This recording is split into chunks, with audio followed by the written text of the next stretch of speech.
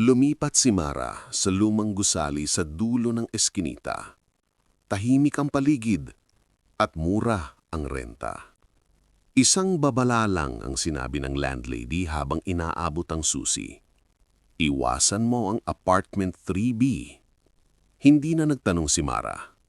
Ang unit niya ay 3A, katabi lang ng 3B. Sa unang gabi, maayos ang lahat. Ngunit bandang 12:00, may narinig siyang mahinang kalabog mula sa kabila ng pader. Parang may mabagal na paglalakad. Kinabukasan, napansin niyang bukas ang pinto ng 3B. Madilim sa loob.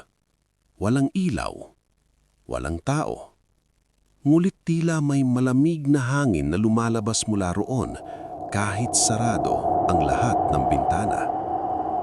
Sa ikatlong gabi, may kumatok sa pintuan niya.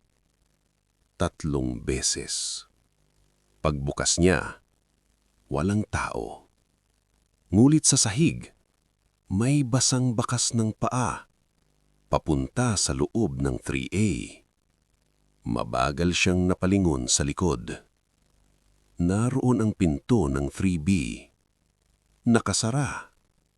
At may narinig siyang bulong mula sa dingding. Salamat sa paglipat mo.